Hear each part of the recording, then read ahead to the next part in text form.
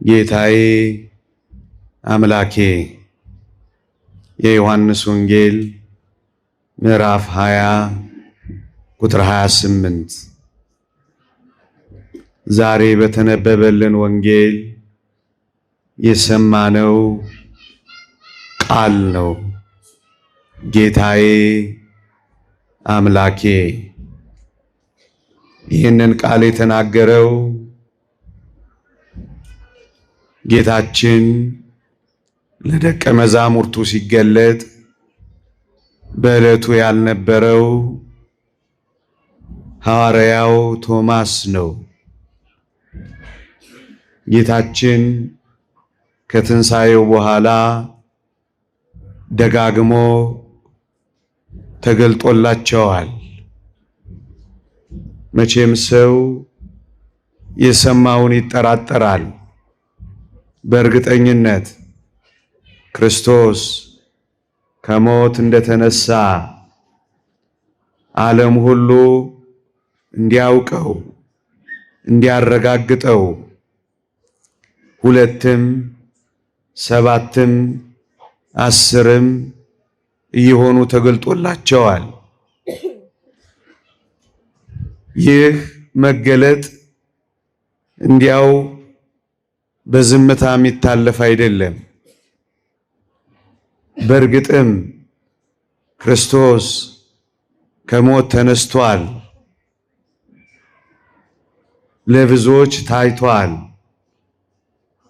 ይሄ ነው እኛንም የበለጠ ክርስቶስ ሞትን ድል ነስቶ እንደተነሳ እንድናምን ምስክር ከሆኑን ነገሮች አንዱ በተለያዩ ስፍራዎች በተለያዩ ጊዜያት ለተለያዩ ሰዎች መድኃኒታችን ኢየሱስ ክርስቶስ ራሱን መግለጡ ነው። ይህን ማን ሊዋሽ ይችላል? ይህን ማን ሊያስታብል ይችላል? ይህ እውነት አይደለም ብሎ ማን ሊክድ ይችላል? እንደ አይሁድ ልማድ 2 ወይም 3 ሆነው ተገልጾላቸዋል። በአይሁድ ባህል 2 ወይም 3 ከመሰከረ ምስክርነቱ እውነት ነው። አይሁዳውያን 2 ወይም 3 ሆነው ተገልጦላቸው ካዩ ይህን እንዴት ሊክዱ ይችላሉ? ሮማውያን 7 ምስክርነት ከሰሙ ፍጹም እውነት ነው ብለው ይቀበላሉ። ክርስቶስ 7ም 10ም ለሆኑት ተገልጧል። ታዲያ ሮማውያን አሕዛብስ ኢየሱስ ክርስቶስ አልተነሳም ብለው እንዴት ሊክዱ ይችላሉ? እንደነዚህ አይነት መገለጦች የበለጠ ሃይማኖታችንን እንድናውቅ ክርስቶስ ማን መሆኑን እንድንረዳ ምክንያት የሆኑን ኃይለ ቃላት ናቸው። ይልቁንም ቶማስ በዚህች ዕለት ጌታዬ አምላኬ ብሎ የተናገረው ቤተ ክርስቲያን ክርስቶስን ማን ብላ እንደምታምነው በቶማስ ጥቂት የእምነት ጥርጥር በኩል እግዚአብሔር የገለጠልን እውነት ቢኖር ኢየሱስ ክርስቶስ አዎን የዘላለም ጌታችን ነው። ኢየሱስ ክርስቶስ አዎን የዘላለም አምላካችን ነው። ይሄንን ነው ቤተ ክርስቲያን የምትመሰክረው። ጌታዬ አምላኬ ብላ የምትጮኸው። የተወደዳችሁ ክርስቲያኖች ኢየሱስ ክርስቶስን ብዙዎች ከትላንት እስከ ዛሬ በቅጡ ሳይረዱት በአግባቡ ሳያመልኩት እንደሚገባም ሳይረዱት ይኖራሉ። እኛ ኦርቶዶክሳውያን ግን እንዲህ እናምናለን። እሱ የእግዚአብሔር ልጅ ነው። እሱ ጌታችን ነው። እሱ የጌቶች ጌታ ነው። እሱ የነገስታት ንጉሥ ነው። እሱ የአማልክት አምላክ ነው። እንደዚህ ብለን እናምናለን። ከቶማስ የሚያገኘነው ይሄንን ነው። ካላየሁት ጣቴን በችንካሮቹ ምልክት ውስጥ ካልከተቱ፣ ኧረ እንደውም በጎኑ ቀዳዳ ውስጥ ካላስገባውማ አላምንም ብሎ ድርቅ ላለው፣ ለማመን ለዘገየው፣ የእምነት ጉድለት የእምነት ጥርጥር ላለበት ለዚህ ሰው በዚህ ሰው በኩል እንዲህ ላለን ሰዎች የገለጠው ክርስቶስ ጌታዬ አምላኬ የምትልን ሃይማኖት ነው። ወገኖቼ ኢየሱስ ክርስቶስ እውነት ነው፣ የባህሪ አምላክ ነው። አምላክነትን ከማንም ያልተቀበለው፣ አምላክነቱን ዘመን የማይሽረው፣ አምላክነቱን ሌላ የማይወስድበት እውነተኛ አምላካችን ነው ኢየሱስ ክርስቶስ። አንዳንዶች ባለማወቅ ይሄን ስተው ታይተዋል፣ በዚህ ስተት ውስጥም ኖረዋል። ምን ይሉ ነበር? ኢየሱስ ክርስቶስ እኮ አምላክ የሆነው ገና ሲጸነስ አይደለም፣ ገና ሲወለድ አይደለም፣ ከርሞ በዮርዳኖስ ሲጠመቅ እኮ ነው ኢየሱስ ክርስቶስ አምላክ ለመሆን የበቃው። የእነሱ አባባል ነው። በተለይ በጥንቱ ዘመን እነ ኮሪንቶስ የሚባሉ ሰው አምላክ ሲጠመቅ አደረበት እንጂ ከዚህ በፊት ሲጸነስ ሲወለድ ቤተ መቅደስ ሲሄድ ፍጹም ፍጡር ነው፣ ፍጹም ሰው ነው። ነገር ግን በ30 ዓመቱ ሲጠመቅ ነው ኢየሱስ አምላክ ለመሆን የበቃው ብለው ያሙት ነበር። የተወደዳችሁ ክርስቲያኖች፣ እንደውም በቀጥታ አባባላቸው ኢየሱስ ሰው ነው፣ ክርስቶስ ሰማያዊ ነው፣ ሲጠመቅ አደረበት፣ መከራ ሲቀበል ተለየው ባዮች ነበሩ። የቶማስን ቃል ግን ተመልከቱ። ጌታዬ አምላኬ የሚለው ቃል ምንኛ እነዚህን ቃላት የሚያፈርስ መሰላችሁ? ፀሐይ ላይ ስለተቀመጣችሁ ማለዳም ስለሆነ የትንሣኤም ሰሞን ስለሆነ ጥቂት ነጥቦችን ብቻ አነሳለሁ። የተወደዳችሁ ክርስቲያኖች፣ ኢየሱስ ክርስቶስ ገና ሳይወለድ ገና ሳይጸነስ ነቢያት የተናገሩት ኃያል አምላክ፣ የዘላለም አባት፣ የሰላም አለቃ ተብሎ ይጠራል ያሉት ነቢዩ ኢሳይያስ ይህንን ያለው። የሚጸነሰው ኃያል አምላክ ነው። የሚወለደው የዘላለም አባት፣ በቤተልሔም የከብቶች በረት የሚገኘው የሰላም አለቃ ነው። ለዚህ ነው ሰላም ለእናንተ ይሁን ያላቸው በዚህ ዕለት። ልብ በሉ፣ የሚጸነሰው ኃያሉ አምላክ ነው። ከርሞ ሲጠመቅ እነ ኮሪንቶስ እንዳሉት ኋላ ከጊዜ ቆይታ በኋላ ኃያል አምላክ ይሆን አይደለም። የተጸነሰው የተወለደው ኃያል አምላክ ነው። ላስታውሳችሁ፣ የተወደደች ቅድስት ድንግል ማርያም ወደ ኤልሳቤጥ ቤት በሄደች ጊዜ መንፈስ ቅዱስ ያደረባት አዛውንቷ ኤልሳቤጥ መንፈስ ቅዱስ ምን ብሎ እንዳስጮኻት አልሰማችሁም? የጌታዬ እናት ብላ እኮ ነው የጮኸችው።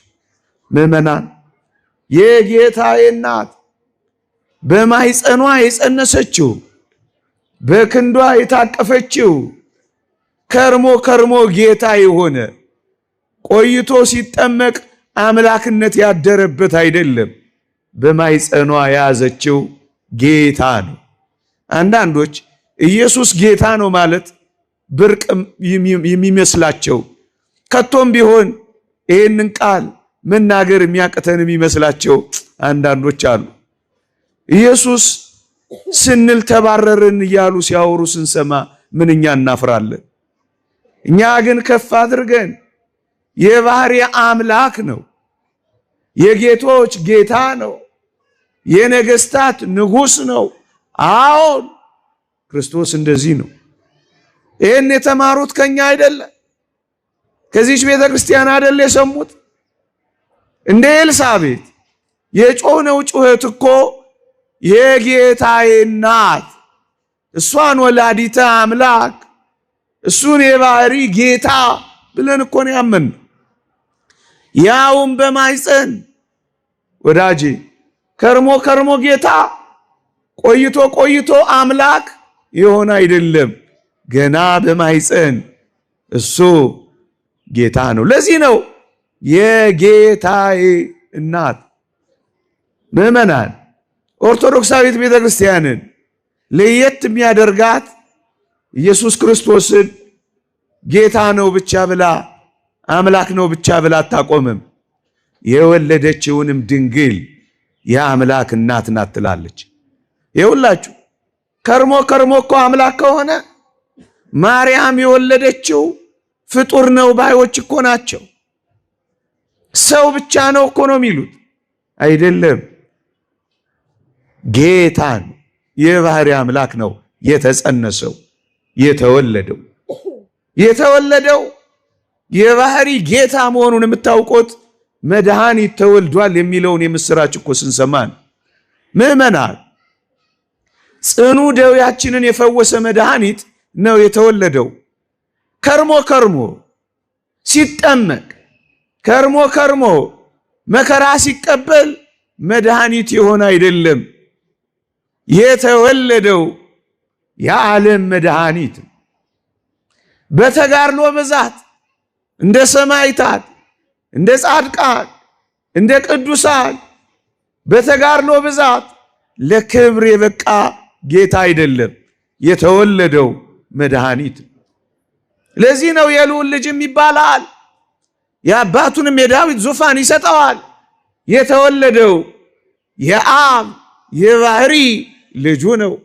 እኛስ እንዲህ እንላለን፣ የአብ ልጅ የማርያም ልጅ በተዋህዶ ከበረ እንላለን።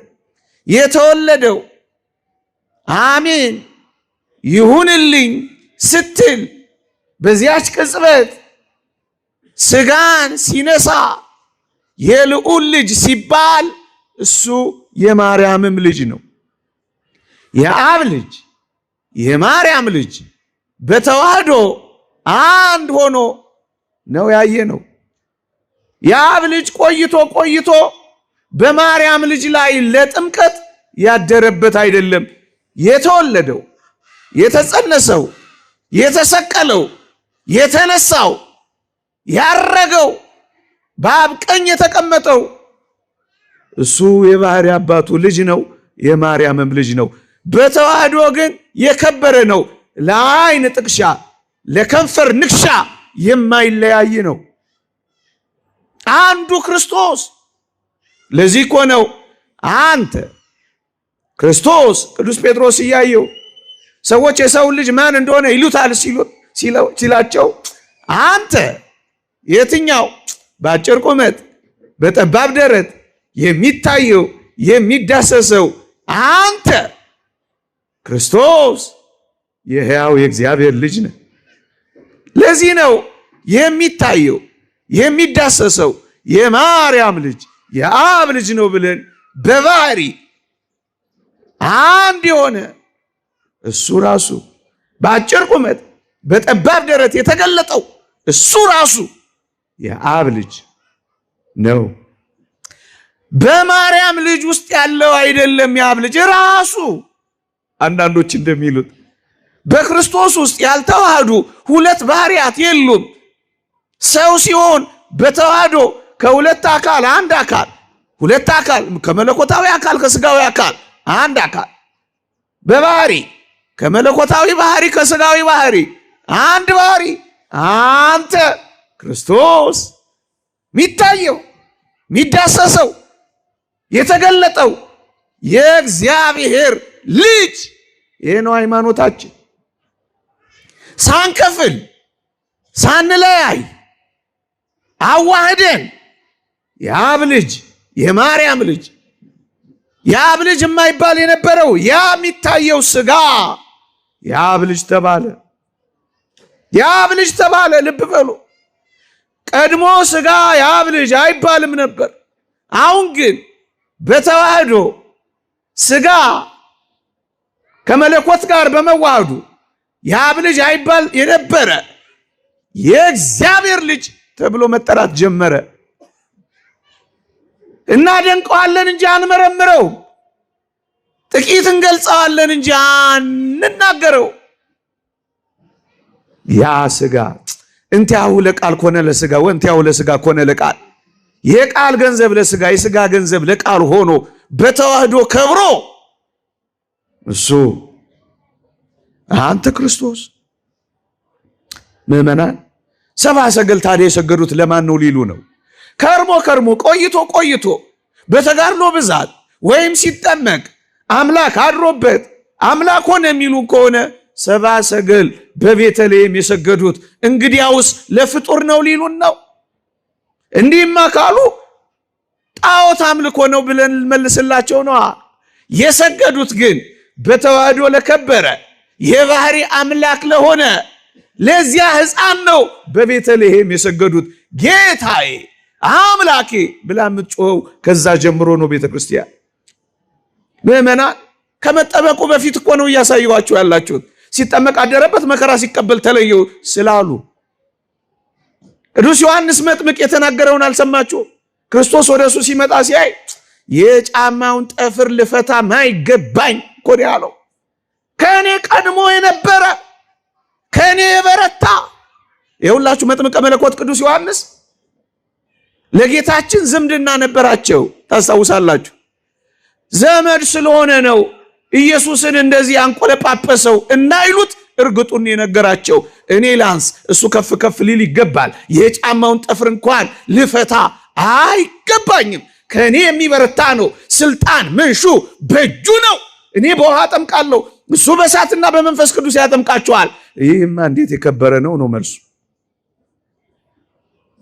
ከእኔ ቀድሞ የነበረ ነው። አሁን ሲመጣ ስታዩት፣ እኔ ሳጠምቀው ስታዩ፣ ከእናንተ መካከል ሲመጣ ስታዩ እንደ ራሳችሁ እንዳታደርጉት።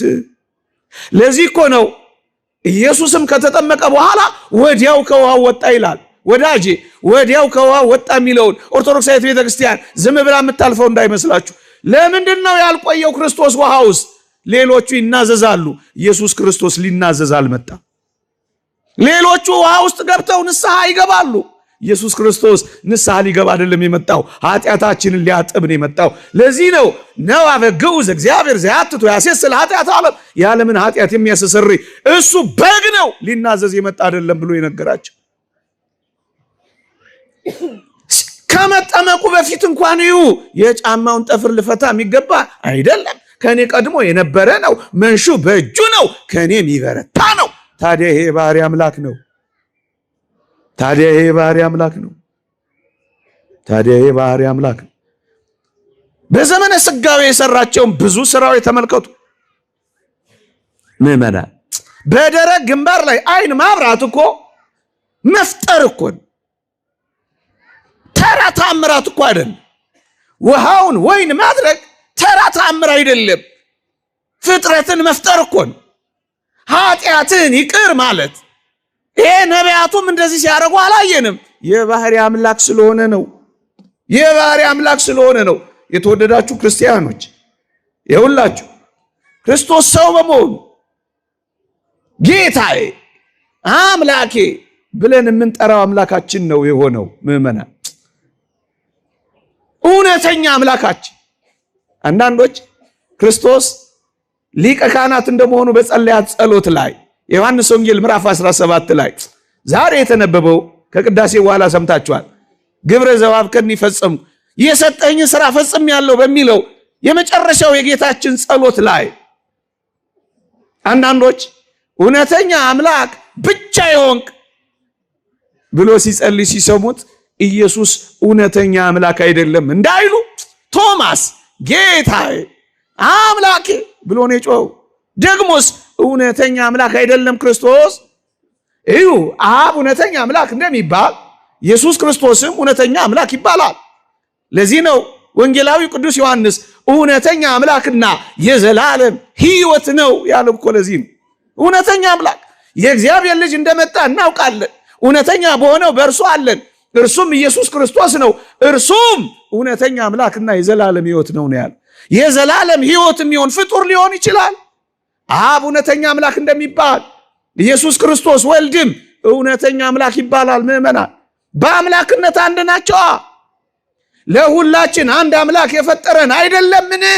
አንድ አምላክ ይኸውላችሁ። አንዳንዶች ደግሞ በማይረግ እያበላለጡ አብ ታላቅ አምላክ፣ ኢየሱስ ትንሽ ዝቅ የሚል አምላክ፣ መንፈስ ቅዱስ ደግሞ ትንሽ ዝቅ፣ እንደዚህ ብለው የማይረግ መበላለጥ ያመጣሉ። እንዲህ ብለን እንዳናምን አንድ አስደናቂ ቃል መጽሐፍ ቅዱስ ላይ ደግሞ እናገኛለን። በሞቴ ቃሏን ብቻ ላንብብላችሁ። ሐዋርያው ቅዱስ ጳውሎስ ለቲቶ እንዲህ ብሎ ጽፎለታል። ምዕራፍ 2 ቁጥር 12 ይህም ጸጋ ኃጢአተኝነትንና ዓለማዊ ምኞትን ክደን የተባረከውን ተስፋችንን እርሱም የታላቁን የአምላካችንን የመድኃኒታችንን የኢየሱስ ክርስቶስን ክብር መገለጥ እየጠበቅን ራሳችንን በመግዛትና በጽድቅ እግዚአብሔርን በመምሰል በዚህ ዘመን እንድንኖር ያስተምረናል ይላል። የምፈልገው ቃል የታላቁን የአምላካችንን የመድኃኒታችንን የኢየሱስ ክርስቶስን ክብር መገለጥ። ኢየሱስ ክርስቶስ አምላክ ነው ስንል ጌታዬ አምላኬ ብለም ስንጮህ ታናሽ አምላክ ሆኖ አይደለም። አብ ታላቅ አምላክ ነው። ኢየሱስ ክርስቶስም ታላቅ አምላክ ነው። በአምላክነት አንድ ስለሆኑ ታናሽ የሆነ አምላክ አይደለም ኢየሱስ ክርስቶስ። ነገሬን ጠቅለል አድርገው እንዳልኳችሁ ፀሐይ ላይ እንዳላስቆማችሁ ፈርቼ አፍሬያችሁ ነገሬን ልጠቅልለው። የተወደዳችሁ ክርስቲያኖች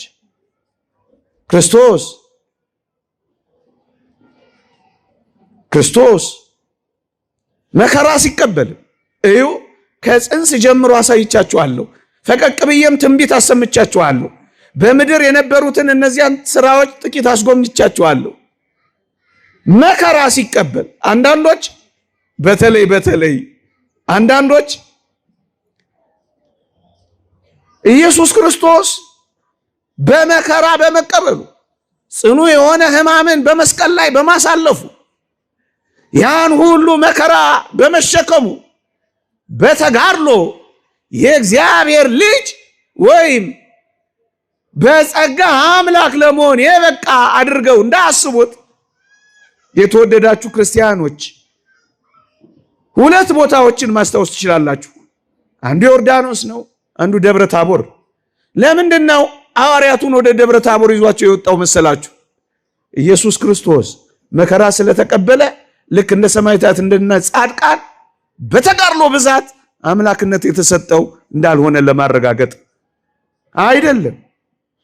በደብረ ታቦር ያየነው ያ አምላካዊ ክብር የባህሪ ገንዘቡን ኤልያስ ሙሴ እያሉት ለሚያሙት ደግሞ እንዲህ ለተጠራጠሩት ወይም ከረምረም ብለው መከራ በመቀበሉ አምላክነት የተሰጠው እንዳያስመስሉት ወደ ዮርዳኖስም ወደ ደብረ ታቦርም ቤተክርስቲያን ትሄዳለች። የባህሪ አምላክነቱን ታረጋግጣለች። ታዲያ እንዴት ነው ከርሞ አምላክ ለመሆን በቃ የምትለው? ወገኖች እዩ። እንደውም በቤተክርስቲያን ታሪክ የተነሳ አንድ ሰው በመከራና በተጋድሎ የእግዚአብሔር ልጅ ለመሆን የበቃ ነው ኢየሱስ ክርስቶስ ይላል። አይደለም፣ እሱን የሚያፈርስ ነው ደብረ ታቦር። ደብረ ታቦር እሱን ነው የሚያፈርስ። ሲጠመቅ አደረበት፣ መከራ ሲቀበል ተለየው። አምላክነት ተለይቶት ነበረ። መስቀል ላይ ሲሰቀል የማርያም ልጅ ብቻ ተሰቀለ፣ የአብ ልጅ አመለጠ። እንደውም አንዳንዶች ጨክነው በዚህ ዘመንም ያሉ ክርስቶስ መከራ ሲቀበል ሸሸ ብለው ሁሉም ያስተምረዋል። እነዚህን ጥቂት ቃላት ጠቅሼ ያበቃል። በመስቀል ላይ የተሰቀለው በእውነት ፍጹም የማይለይ በማይለይ ሁኔታ የተዋሃደ የእግዚአብሔር ልጅ እንደነበረ የምታረጋግጡት መቶ አለቃው መስቀል ላይ ክርስቶስ ተሰቅሎ ሲያየው ይህ በእውነት የእግዚአብሔር ልጅ ነው እኮ ነው ያለው። ምዕመናን ታዲያ ፍጡር ተሰቅሎን ያዳነ እንዴ? በእርሱ ቁስል ተፈወስን ይላል። የፍጡር ቁስል ይፈውሳል። የኔ ቁስል ይዘገንናል እንጂ መቼ ያድናል? ምዕመናን የእርሱ ቁስል የፈወሰን በተዋህዶ የከበረ ያ ቁስል የእግዚአብሔር ልጅ የቆሰለው ቁስል ታዲያ እንዴት ዓለም ዳነ ሊሉን? የአምላክ ደም ካላዳነን በቀር ታዲያ ምን ኃጢአታችንን አነጻልልን ነው? መለኮት የተዋሃደው ደም ካልፈሰሰ በቀር የትኛው ደም ምድርን አጸዳት ወምድርን የተገብር ፋሲካ ብለን የምንጮኸው? ታዲያ እንዴት ሰው ዳነ ሊሉን ነው? ፍጡር ብቻ ከተሰቀለ ፍጡር ተጠያቂ አይደለ? የተወደዳችሁ ክርስቲያኖች በእውነት የእግዚአብሔር ልጅ ነበር የሚለውን ቃል እንዲህ በዋዛ ማለፍ ይቻላል? አይቻልም። ያ ሁሉ ታምራት ፍጡር ብቻ ስለተሰቀለ ነው። ለፊያታዊ ዘየማን የሆነ ነው። ለማን የሆነ ነው? ፀሐይ መጨለሟ፣ ጨረቃ ደም መልበሷ፣ ይሄ ሁሉ ማን ቢሰቀል ነው? ተው እንጂ ተው እንጂ። ደግሞስ ቅዱስ ጳውሎስ እንዲህ የሚለውስ አውቀውትስ ቢሆን የክብርን ጌታ ባልሰቀሉትም ነበር አይልም? የተሰቀለው ጌታዬ አምላኬ ብሎ የጮኸው ቶማስ የክብር ጌታ ነው የተሰቀለው። ማንም ሊያስተባብለው አይችልም። የተሰቀለው የክብር ጌታ ነው። የክብር ጌታ ተሰቅሎን ያዳን ጌታዬ አምላኬ የሚለው ጩኸት በጣም ብዙ ምስጢርና ትንታኔ ነው ያለ። ለዚህ ነው ወገኖቼ ከመከራውም በኋላ ቶማስ ይህንን ያረጋግጠልን። በስቅለቱም አሁን አሳይቻችኋለሁ። በጣም ብዙ ማስረጃዎችን ማቅረብ እንችላለን። ከትንሣኤውም በኋላ ይሄው ዛሬ ዳግም ትንሣኤ ስንል ክርስቶስ ዳግመኛ ተነሳ ማለታችን አይደለም። ለሐዋርያቱ ዳግመኛ ለተጠራጠሩት ሁነኛ ምስክር ለመሆን የተገለጠውን መገለጥ ነው ዳግም ትንሣኤ የምንለው። በዚህም ቀን ያንን ስጋውን ይዞን ችንካሩን የሚያየው ምልክቱን የሚያየው ለዚህ ነው ወገኖቼ። ጌታዬ አምላኬ የባህሪ አምላክ ነዋ፣ የባህሪ አምላክ ነዋ። እንግዲህ ከጽንስ እስከ መስቀል፣ ከመስቀል ከትንሣኤ እስከ መቃብር የሁላችሁ በመቃብር ምዕመናት ተቀብሮ እንደው አንዱን ስለው አንዱ እየመጣብኝ በመቃብር ተቀብሮ ፍጡር ብቻ ሰው ብቻ የተቀበረ ቢሆን ኖሮ መግነዝ ፍቱልኝ መቃብር ክፈቱልኝ ሳይል ይነሳ ነበር። ደግሞስ እናንተ መለኮት ያልተዋሃዳት ነፍስ ከሆነች የአምላክ ነፍስ ካልሆነች ሲኦል ሄዳ ሰላም ለእናንተ ይሁን ብላ ነፃነትን የምትሰብክ ነፍስ እንዴት ትሆናለች? የኢየሱስ ነፍስ እንዴት ነፃ ታወጣለች? የአምላክ ነፍስ ካልሆነች ፍጡር ብቻ ከተቀበረ ምዕመናን እንዴት ይለያል? ለዚህ ነው በመቃብርም አይለይም። ይሄን ፀሐያውን ተመልከቱ። አንድ ግንዲላ ላይ አርፏል በሉ፣ አንድ ዛፍ ላይ አርፏል በሉ። አንድ ዛፍ ቆራጭ መጥቶ ፀሐይ ያረፈበትን ያንን ግንዲላ ለሁለት ቢፈልጠው ፀሐይ ወዴት ተከፈለች ልትሉ ነው? ወዴትም አትከፈልም ፀሐይ። ከዚያም ጋር ከዚህም ጋር አለች። መለኮት እንዲህ ነው፣ ከስጋ ጋር ወደ መቃብር፣ ከነፍስ ጋር ወደ ሲኦል። አለበለዛ ስጋ ሞትን ድል ነስቶ አይነሳም። አለበለዛ በወህኒ ለነበሩት ነፍሳት ሄዳ ሰብካ ነፃ አታወጣም። ሲኦልን አትበዘብዝም። የሲኦልን መወርወሪያ አትሰብርም። ክርስቶስ በመቃብርም ከመቃብርም በኋላ እዩት። አሁን ዛሬ በተነበበው ወንጌል በዝግ በር ገባ። በዝግ ቤት የገባው ጎኔን እዩኝ ያለው ራሱ ኢየሱስ ክርስቶስ የባህሪ አምላክ ነው። ይሄ ምን በተዋህዶ የከበረ ያልኳችሁ እሱ ምንድን ነው? ግዙፍም ረቂቅም ነዋ። በተዋህዶ አንድ አካል ስለሆነ ግዙፍም ረቂቅም የሚራብም የሚያጠግብም ውስንም የማይወሰንም ሟችም ሕያውም ነው። አንዱ ኢየሱስ ክርስቶስ፣ አንዱ ኢየሱስ ክርስቶስ። ለዚህ ነው በዝግ ቤት ገባ ዳሱኝ አለ። ረቂቅም ግዙፍም አያችሁ። ሞቼም ነበርኩ ከዘላለም እስከ ዘላለም ድረስ ሕያው ነኝ። የሞተው ከዘላለም እስከ ዘላለም ድረስ ደግሞ ሕያው ነኝ የሚለው አንዱ ኢየሱስ ክርስቶስ ሁለት ስራ ነው ብለን አንከፍለውም ይላል ኪራኮስ የሚባል ሊቅ። በአንዱ በክርስቶስ ውስጥ ያልተዋሃዱ ሁለት ባህሪያት የሉም። እኔ ነፍስና ስጋዬ ስለተዋሃዱ አንድ ሰው ነው እንጂ የምባለው ሁለት አልባልም። መለኮት ከስጋ ጋር፣ ስጋ ከመለኮት ጋር ስለተዋሃደ ሁለት አይባልም። አንድ ጌታ በቅፉ ያለው አንድ ልጁ እሱ ተረከው አንድ ምዕመና አንድ። በዝግ ቤት የገባው ጎኔን እዩኝ ዳሱኝ ያለው ተርቦ ወደ በለስ የሄደው እርሱ በለሲቱን የረገመው አንድ፣ ወደ ሰርግ ቤት የሄደው የተጠራው እንግዳ ሆኖ ደግሞ ውሃውን ወደ ወይን የለወጠው አንድ፣ በታንኳይቱ ውስጥ የተኛው ያንቀላፋው የሥጋ ባህሪ ነው። ተኝቶ ማይበልና ነፋሳትን የገሰጸው አንድ፣ ምራቁን የተፋው ምራቅ የሥጋ ባህሪ ነው። ደግሞም በደረቅ ግንባር ላይ ዓይንን የፈጠረው አንድ እሱ ብቻ ነው። እሱን ነው ጌታዬ አምላኬ ብሎ በዚህች ዕለት ይህ ቶማስ የጮህ። ይህቺ ሃይማኖታችን ናት። እስካሁን የዘረዘርኩላችሁ ወልድ ዋህድ የምትል ሃይማኖት በዚህ መሰረት ላይ ነው የጸናቸው። ለዚህ ነው ጌታችን በዚህች አንተ ክርስቶስ የሕያው የእግዚአብሔር ልጅ ነህ ባለው በዚህች ዓለት ላይ ቤተ ክርስቲያንን መሰረታለሁ። ተዋህዶ፣ ይሄ ተዋህዶ መከፈል፣ መለያየት፣ መነጣጠል የሌለበት በታቅቦ በመጠባበቅ የዳዊት ስርና ዘር ነኝ የንጋት ኮከብ ነኝ እያለ በዙፋኑ በሰማይም ተቀምጦ ያንን የዳዊት ስርና ዘር ነኝ ያለው የማይለይ ይሄን ተዋህዶ ልዩ ሃይማኖት ነው። ሃይማኖታችሁን ጠብቁ፣ ሃይማኖታችሁን እወቁ። ጥርጥር፣ ድርድር፣ ክርክር የሌለባት ሃይማኖታችን ጌታዬ አምላኬ። እንደውም የተባረከ ጥርጣሬ ይሉታል የቶማስን ጥርጣሬ። የተባረከ ጥርጣሬ ቶማስ ባይጠራጠር ይቺን የመሰለች ዕውቀት መች እናገኝ ነበር ይላል አንድ ሊቅ። አንዳንድ ጥርጣሬዎች፣ አንዳንድ ጥያቄዎች ጽኑ ሃይማኖት ፈጥረውልን አርፈዋል። ለዚህ ነው የተባረከችው የቶማስ ጥርጣሬ ያሏት። ጌታዬ አምላኬ። ይቆየኝ።